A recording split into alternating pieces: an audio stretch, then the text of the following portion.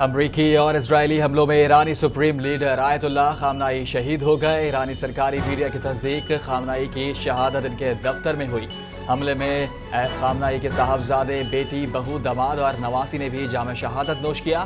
Supreme leader کی شہادت پر عراق میں 7 روزہ تعطیل اور 40 روزہ سوگ کا اعلان کر دیا گیا۔ آیت اللہ خامنائی 1989 سے ایران کے سپریم لیڈر تھے۔ وہ آیت اللہ خمینی کے انتقال کے بعد ان کے جانشین بنے۔ آیت اللہ خامنائی کی شہادت پر نجف اور کربلا میں یوم سوگ۔ عراق کے دونوں صوبوں میں عام تعطیل کا اعلان کر دیا گیا۔ ایران کے سپریم لیڈر آیت اللہ خامنائی کی شہادت پر عراق میں مقدس روزوں پر انقلاب کی علامت سرخ لائٹیں روشن کر دی گئیں۔ خامنائی کی شہادت پر مشہد میں امام رضا کے روزے پر سیاہ پرچم لہرا دیا گیا۔ روزے پر زائرین دھاڑے مار کے رونے لگے۔ ایرانی فوج کا سخت رد عمل کا اعلان، قیادت پر حملے کو ناقابل برداشت قرار دے دیا۔ ہزارے کو ہر صورت قیمت چکانا ہوگی۔ ایران کا دو ٹوک موقف، ملک کی خود مختاری کے دفاع کے لیے ہر ممکن اقدامات کیا جائے گا۔ ایرانی عسکری قیادت کا اعلان، بولے رہبر اعلیٰ پر حملہ سنگین اقدام ہے، فیصلہ کن جواب دیں گے، ذمہ داروں کو سخت سزا دی جائے گی۔ خطے میں کشیدگی میں مزید اضافہ، ایران کے بھرپور رد عمل دینے کا عندیہ۔ ایران پر صہیونیوں کے حملے کے خلاف ملک بھر میں مظاہرے، لاہور، اسلام آباد اور کراچی میں امریکی قونصلیٹ کے باہر مظاہرین کے نعرے بازی۔ مظاہرین نے شہید آیت اللہ خامنائی کی تصویر تھامے احتجاج ریکارڈ کروایا۔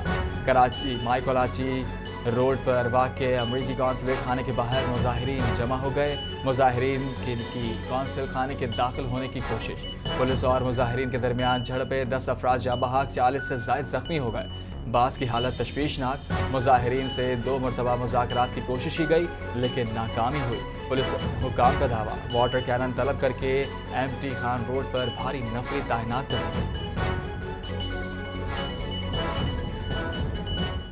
وزیر داخلہ محسن نقوی کے اسلام آباد کے مختلف علاقوں کا دورہ، ریڈ زون، ڈپلومیٹ اور دیگر علاقوں میں امن و امان کی صورتحال کا جائزہ لیا۔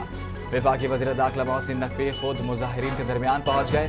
محسن نقوی کی مظاہرین کو پرامن رہنے کی اپیل، کہا ہم سب غمزدہ ہیں، صبر اور تحمل کا دامن نہ چھوڑیں، متعلقہ انتظامات کو فل پروف انتظامات یقینی بنانے کے احکامات بھی دیے۔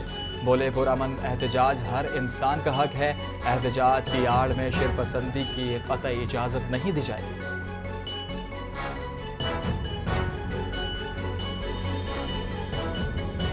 ایران کے سپریم کمانڈر کی شہادت پر امت مسلمہ سوگوار ہے۔ علامہ سید شہنشاہ حسین نقوی کی احتجاجی خبروں پر تشویش، عوام سے پرامن رہنے کی اپیل، قانون ہاتھ میں نہ لینے کی تلقین کر دی، کہا پاکستان کو درپیش سیکیورٹی چیلنجز پر اعتماد کا ضرورت ہے، باہمی یکجہتی مضبوط بنائے، داخلی استحکام اولین ترجیح۔ ایران پر حالیہ حملے انتہائی افسوسناک اور اس پر دلی رنج ہے۔ پاکستان نے ہر ممکن سفارتی اخلاقی طریقے سے ایران کی حمایت کی۔ اقوام متحدہ میں بھی پاکستان نے ایران پر حملے کی مذمت کی۔ پاکستان کی مذہبی جماعتوں اور عوام سے تحمل کی اپیل ہے۔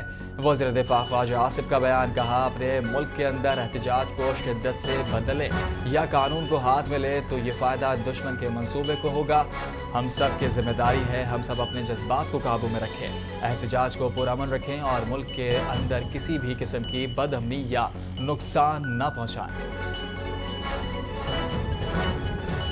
افغان طالبان کی جارحیت کے خلاف پاک فوج کی بھرپور اور طاقتور جوابی کارروائی جاری۔ کورم سیکٹر سے متعلقہ افغان خرجار چیک پوسٹ دھماکے سے اڑا دیا، متعدد افغان فوجیوں کو ہلاک کر کے اطلاع ملی۔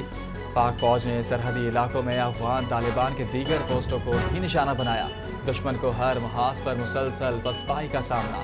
افغان طالبان بلا اشتعال جارحیت کے بعد بھاری جانی اور مالی نقصان اٹھا رہے ہیں۔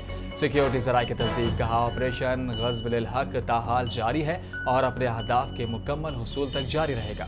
السلام علیکم، NTA نیوز کے ساتھ میں حماد یوسف۔ ہیڈ لائنز آپ نے ملاحظہ کی، یہاں آپ کو ایک اہم خبر سے آگاہ کرے کہ وزیر اعلیٰ سندھ مراد علی شاہ نے ایران سپریم لیڈر آیت اللہ خامنائی کی شہادت پر گہرے دکھ کا اظہار کیا۔ کہا اس دکھ کی گھڑی میں سندھ کی عوام ایران اور تمام سوگواروں کے ساتھ برابر کی شریک ہے۔ امریکی قونصل خانے پر پیش آنے والے افسوسناک واقعے میں انسانی جانوں کے ضیاع پر بھی تشویش تشویش کا اظہار کیا۔ بولے ملک اس وقت جنگی صورتحال سے دوچار ہے اور اس دوران امن و امان کو سبوتاژ کرنا مناسب نہیں۔ وزیر اعلیٰ سندھ نے مذہبی رہنماؤں سے رابطہ کیا اور علماء سے عوام کے جذبات کو قابو میں رکھنے کی درخواست کی۔ انتظامیہ اور پولیس کو ہدایت کی گئی کہ مجلس اور دیگر مذہبی اجتماعات کو مکمل سیکیورٹی فراہم کی جائے۔ انہوں نے واضح کیا کہ حکومت کسی کو قانون ہاتھ میں لینے کی اجازت نہیں دے سکتی اور شہریوں کو جان و مال کے تحفظ کے لیے ان کی اولین ترجیح ہے۔